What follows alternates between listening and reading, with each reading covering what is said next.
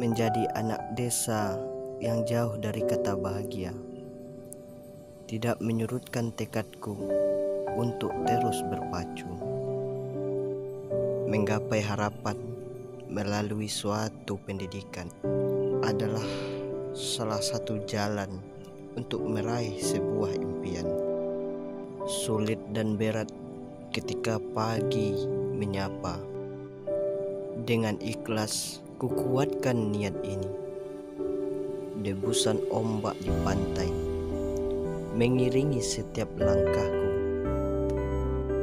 Keringat membasahi tubuh yang sudah mulai lelah, menyusuri jalan yang sangat melelahkan. Kutepukkan di pundak dengan tegas. Ayo, kamu pasti bisa melakukannya. Lihatlah alam di sekitarmu, turut mendoakanmu. Keuletan pada harapan yang masih tersembunyi terbuahkan indah di suatu perguruan tinggi. Doa orang tua tidak pernah lupa teriringi, sampai aku tergenggam berhasil meraihnya nanti.